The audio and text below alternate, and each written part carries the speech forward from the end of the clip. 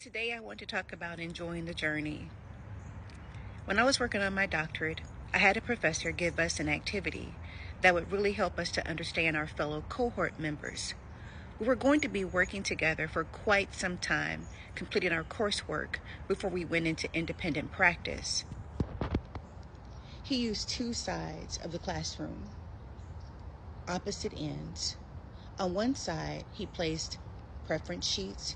On the other side, he placed preference sheets. An example might be DoorDash as opposed to a fine dining experience at a very nice restaurant.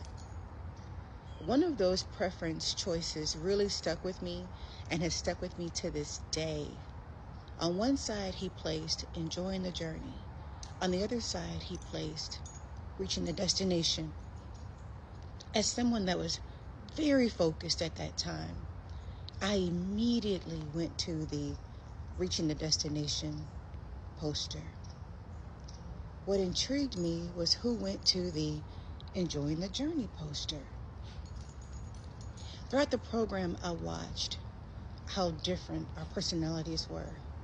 Those who were enjoying the journey stopped to laugh, stopped to take breaks, and worked on building some relationships. Over time, we've stayed in touch. And it has never left me, the enjoying the journey, folks. I'm now a convert. I've chosen to enjoy the journey. There's so much beauty on this journey. Life is a journey. The relationships, the laughter, the moments, the skill sets built along the way, that is what makes life grand. Enjoy the journey.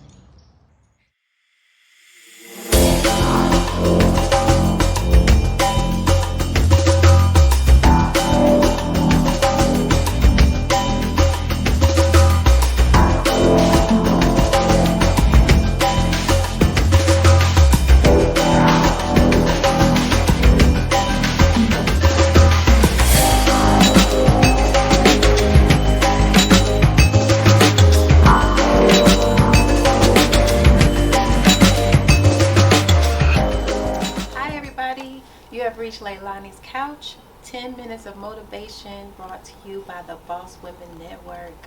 Today we have Dr. Michelle Fennick here, certified life coach.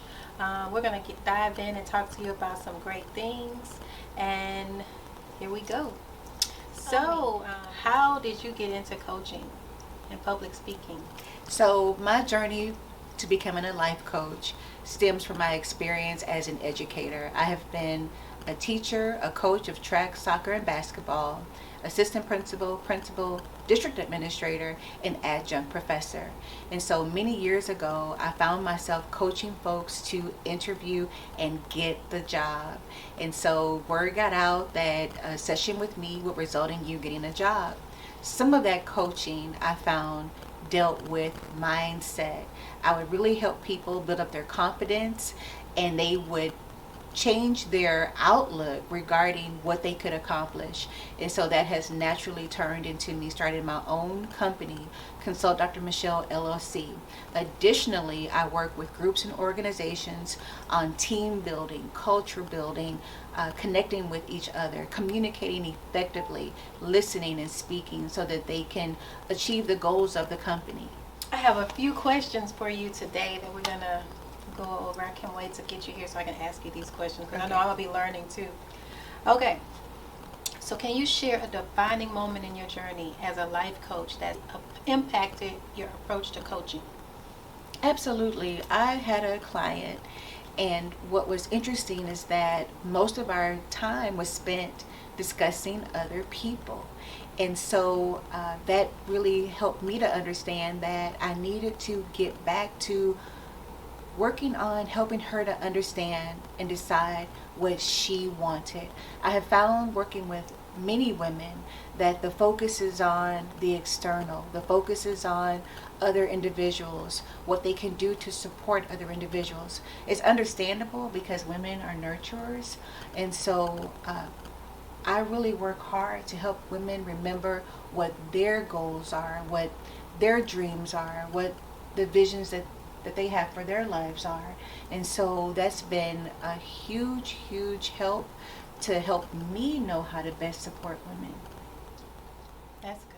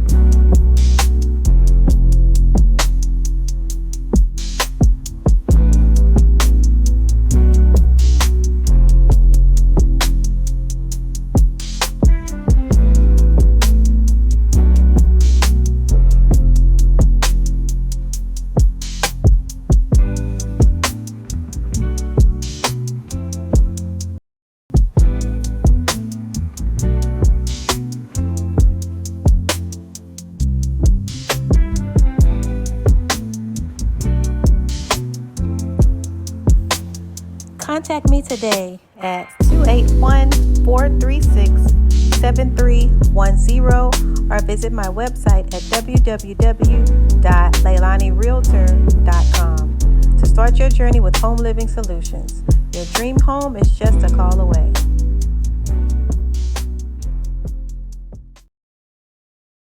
You say you was a principal too at one point? I was a principal, yes. How was that? It was wonderful. It was so wonderful. I was very blessed to be at a campus in the Gulf Gate area. And so for your Houston viewers, that's an area where you have a lot of students that are first generation. And so it's a very close, tight-knit community. And so the parents and I just fell in love with each other. And the campus, I felt like, was just a beacon of light because we provided connections for community support. It was an underserved area, and so we were able to have a lot of good strategic partnerships so that we could provide not just the educational needs, but some of just the basic needs. And so I really push for those who are school administrators to know that until a student is able to have a place where they can sleep and rest, it's hard for them to focus and have a good meal, they have to do that first. Yeah, for sure. Yes. I know, because I remember those days when I was telling you, I used to live in the projects, and boy, was it hard to focus in school when you're going through so much at home.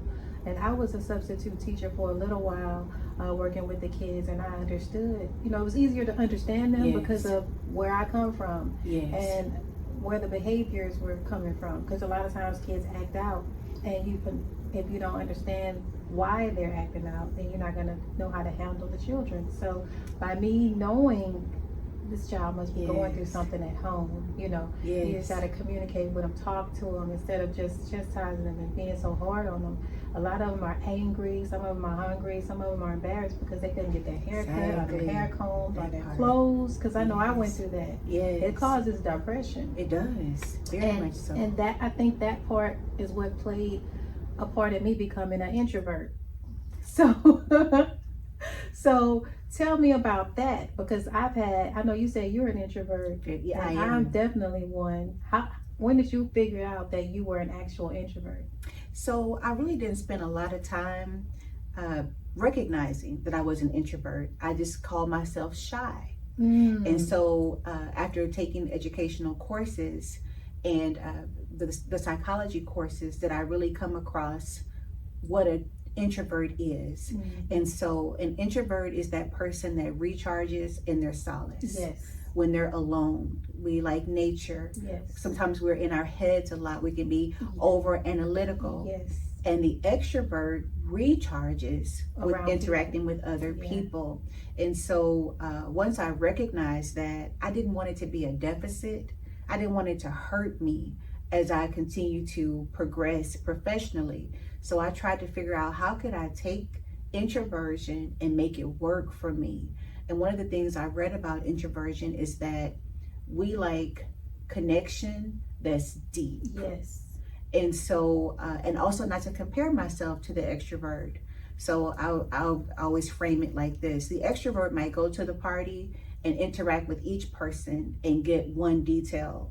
The introvert will connect with a couple of people and go deep. Right. Now that I'm a businesswoman, I have found that the introversion, the deep connection, the part that you receive is sometimes you get benefits that are beyond things that you can put a price to. Right. You get a lot of in-kind support because people are seeking out to assist you because they know what you need, right, instead of just like a one-time offer. Right. And so that has helped is me not comparing myself to the extrovert in networking experiences or parties or even just at family gatherings, is to accept that there's beauty in the introversion. And I know that it probably stems from the way I was reared. And so there's a lot of, discussion of, is it nature, is it nurture? Right. I know for me, some of the things that I experienced, as you shared, right, I needed quiet time. I needed time with myself. I needed to process things I was going through that were difficult, that I felt like were traumatic. Right. And my outlet was always one of doing things in solitude. Right. Me too. I would play for hours with my Barbie dolls. Yeah. We can get a lot out with those Barbies. It's like, what are those Barbies saying to each other? We're getting it all out.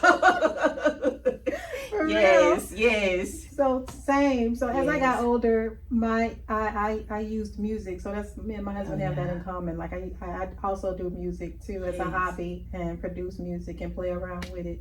But that has always been my outlet. And now doing the podcast is kind of challenging me and forcing me to step out of my comfort zone and forcing me to have to network with other women and pushing me out of that. Because I have been an introvert for so long and felt like an outcast because I never felt like I fit in places, because most of the time everybody, they're extroverts. While I'm the person that's sitting back just quiet. I thought it was shy at first too, until I learned that it's really it's a whole thing. Yeah. I didn't know it was a whole thing, but once I found out, I felt more comfortable in my own skin and just started to try to embrace it and not look at it, like you said, as a deficit. I just learned to embrace it and like, hey, maybe I need to connect with more introverts. Because we're like, it's not like, we're really extroverts when we're dealing with other introverts, because we talk and we laugh and we're just outspoken. But then when we're in an environment where we feel like we don't fit in, then it's more of a quiet for me. I don't know about for you, but I tend to be more in my head in those environments. And then sometimes my anxiety kicks in. Yes. Does that happen for you? It used to. I want to share, Leilani, when I became an assistant principal, we had a panel talk to us about communication. One of the presenters said, you have 2 eyes, 2 ears, and 1 mouth. And so you should observe, listen, and speak proportionately. And what I have found in my realm of working is that people want to talk and they appreciate you listening. And the observation, going into a new environment and just really surveying the layout, the landscape, has provided me with opportunities to be safe, to know how to move around. And it may be because of my age. When I was younger, I used to feel so awkward and I would wonder, what are they thinking about me, because I don't really know what to say. I don't enjoy small talk. I don't want to engage in conversation that I feel like is quote unquote fake. Right. And I can't pretend. It's just not in my makeup to do that.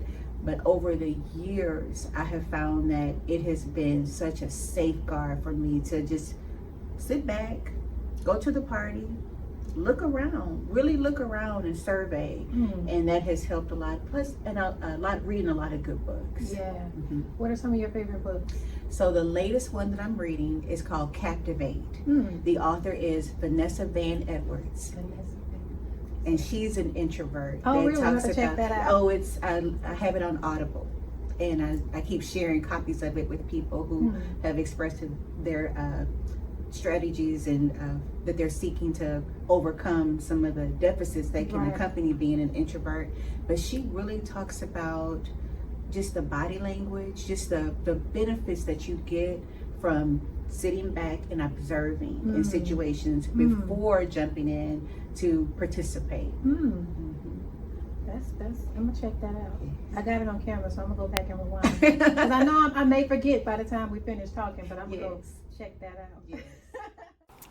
Hello, everyone. I am Chris Natha DeRozier. I am a certified life coach, author, and speaker, and I am the founder of the Masterpiece Coaching and Consulting Firm. And I'm super excited because we are partnering with the Boss Women Network, and we're going to be hosting a weekly Bible study. So starting June 4th at 7 p.m., doors open at 6:30. Be sure to join us here for Bible study. It's going to be such an amazing time. The goal is for us to feel empowered and to really learn our biblical principles so that we can apply them in our personal and professional lives. So we look forward to seeing you there. You're all invited, and you'll find all the details in the description. So we can't wait to see you. So, what common challenges do executives face today, and how do you help them navigate obstacles to achieve their goals? I think in this world that is so fast paced, there's so many needs that exist. And so a business owner can get lost with trying to be everything to everyone, trying to offer every product to everyone. And so I work on being aligned with the vision and mission of the company and selecting 1 to 2 big rocks that they want to accomplish and focus on, so that efforts are focused on those particular things. Yeah, I'm definitely going to have to talk to you about that after we finish with this, because I know I need some help in those areas. So, next question. Can you discuss the mindset in achieving success, and how do you guide your clients to cultivate a positive growth mindset? That's a really good question as far as the growth mindset, and that is always seeking improvement, thinking out of the box, taking calculated, smart risk, and being strategic with those risks. It's so important that each year, that we are making progress and that we are finding definitive ways of being able to measure that. So I work with clients on SMART goals so that they can see their incremental steps towards accomplishing different goals that they've set for themselves. Okay. Next question, which is my favorite question of all. What role does emotional intelligence and empathy play in effective leadership, and how can leaders cultivate these qualities? Emotional intelligence is very important for leaders because it helps them to kind of have what I say is their pulse on the organization, and that requires getting outside of themselves. There used to be this mantra in education that IQ was the determiner of success, your intellectual quotient. And so we're finding that the emotional quotient is a huge determiner of success. How you respond to things, your resilience, your grit, how you overcome, how you come back from a setback, and that leaders need to be situationally aware. They need to be observing, they need to be listening, they need to be inquiring regarding the health, the emotional health of the organization, the business, the clients, the people that work there. That is starting to show up as the hugest determinant of success. Do you think leaders can actually develop empathy, or is it something that you're born with? For some of us, it's natural. I know that you're a natural empath. I feel like I'm a natural empath. However, with some coaching and identifying and acknowledging that there's a need there, someone can be given some strategies that help them to check in so that they do address those emotional needs and they can demonstrate some empathy to the people that they lead. Yeah, because I can imagine it to be difficult working in a team and you lack empathy because you're not going to really how do you coach people? Have you ever coached a group of women working in teams or on a group? Yes. How is that? Because sometimes it can be hard for women to work together. So I take it from a number of different ways. I will For the intellectual, I'll bring in research. And so Stephen Covey's work, 7 Habits of Highly Effective People, and what that looks like, the seek first to understand, then be understood. There's that old adage that used to be popular when I was a child, the importance of walking a mile in someone else's shoes before you judge them. And so sharing information like that helps them to understand that your audience is not going to be receptive if you don't understand where they're coming from. Mm-hmm. And so working with women is having some structures in place, having some discussion around the intention of communication. Sometimes we might even have to have a piece. So that might be just any object, so that only the person holding that object is allowed to speak. Oh, I like that. Yes. I like that. And it allows for the person to speak and be heard. And then there are questions that are non-evaluative, non-judgmental, to get down to the root of what the communication is intended to be. And so sometimes those things are needed so that some of the emotion or some of the perception can leave the conversation, and you can get down to the real root of what needs to be uncovered and addressed. Have you ever had a group that you were working with where someone was always a bit loud in the group when they expressed themselves? How did you handle that? So everyone has a different delivery as far as what's comfortable for them. Sometimes as the leader facilitating, it might be a conversation outside, and it's important for that leader to recognize the discomfort of the other participants so that they can address what needs to be done so that the group can thrive. But it's up to the leader to facilitate and address things accordingly so that the group benefits. And as far as loudness, that has to be handled with a lot of finesse, because there's some people who are just naturally loud and there's some people who are soft. And so norming groups is important. And so I always start off with, before we even have the meeting, what are our norms for this meeting? What environment do you need to have, do we need to have, so that we can accomplish our goals for today? Sometimes it's mutual respect. So what does that look like, mutual respect? We don't need people in here screaming. We don't need people in here standing up and talking or taking up too much airtime. Is everyone okay with that being a norm for the group? Then when the group is working and we have someone getting very loud, norm check. Remember, guys, our norms, our agreed upon expectations for facilitating this meeting. And it's not just the leader saying, "Ooh, you were way too loud and we're uncomfortable," but it's norm check that we all agreed on. I know I'm still on this group thing. I've had some challenges working in groups, so this is like a real sensitive topic. So another question about a group is, how do you go about selecting good team members that you know would be a good fit? How do you know, and do you check for the strengths and weaknesses, and everybody have something different? What is your approach to even building a team? I think you have to start with the mission and vision of the organization. That's first and foremost. And then everything, in my opinion, would emanate from that. So if the vision is we want to empower women, making sure that each individual really believes in empowering women. What do they say is a measure for them for empowering women? And then looking at how their skill set aligns to that. So everything has to emanate from the vision. What do they bring to the table? Well, I'm inspirational, so that aligns. Or I'm a business person and I know how to make sure women are making money. Okay, I make sure the spirituality. Fantastic. So we all want to bring our gift to this vision of empowering women. And then personalities. So I'm an introvert. So I might love being with other introverts.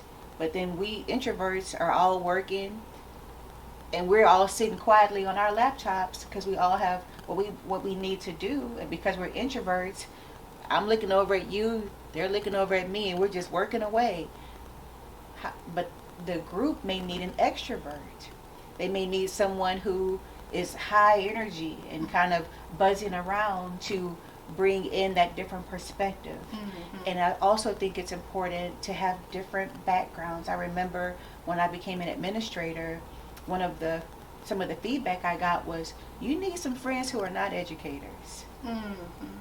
Your mom was an educator, your dad was an educator, your aunt was an educator. Who around you is not an educator? And when I got that feedback, it kind of hit me hard. But when I took it into practice, I needed some folks who were attorneys. They have a different perspective that gave me an outlook on, I need to make sure I'm dotting all my I's, crossing all my T's. I need some entertainment people. Right. Because they have connections and know how to really add grandeur. I need some marketing people. I need some people who education is just not their thing at all. Right. And so, and valuing and remembering why they were brought into the group. And then assessing, is it still a fit? Because sometimes it's not a fit. And then making those hard decisions. But that would be my just initial kind of tertiary approach to that. That's some good information. So, how do you help clients overcome self-doubt and build confidence when they're taking on challenging roles? One of the things that is so beautiful is helping a client remember when they were confident. That just empowers folks when they remember when they were 18 and they accomplished this big thing, or they were 22 and they sold their first home, or they got their first contract, because it reminds you that you can do hard things, that you can overcome. And then emphasizing that confidence is not just a feeling, even though it does feel good, it's an action word. It requires action. So going back to that thing that you felt so confident about, you sold your first home. Did you sell the first house that you showed? No. Maybe you showed a lot of houses. Maybe you went to an event. Maybe you had a good mentor. So going back to, what were those steps? Research, training, being resilient, being strong in the face of being told no. Then whatever this new adventure or venture that you're engaged in, to apply some of those same principles. But confidence, although it feels good, is not a feeling. It's an action word. Yes. I like that. Okay. Last question. What advice would you give to someone that's inspiring or aspiring to be a life coach like yourself? If someone is aspiring to be a life coach, I would really have them look deeply into their niche. It's so important to make sure that you can offer what you're selling to your clients, and that you don't over promise and not deliver. It hurts your credibility. So what is your area of expertise? And be honest with yourself. Are you a mindset coach? Are you a business coach? Are you a confidence builder? Is communication your area of expertise? It's so important to know what that is first, so that you can actually make a difference and help the people that are trusting you as a client. That makes a whole lot of sense. Okay. Well, before we get out of here, because I know we don't want to hold Dr. Fennick up. I know she has a busy schedule, being a big boss. But what is something that you would like to inspire the audience and motivate them today? So I just want to encourage your viewers to embrace who they are. It's so important to know who you are and who you are not. When you know who you are, you understand the call on your life. And there's certain areas, certain individuals that you will steer away from because you recognize the call on your life. And the call on your life is so important. There is someone in this world that is depending on you to show up as only you can. Someone else's blessing is tied to what you do in this world. So be encouraged and know who you are and know whose you are and walk in your God-given purpose. Amen. That felt like a prayer. So I receive it as a prayer. So amen. All right. Well, I want to thank you for being on our couch, our chairs today. I feel honored.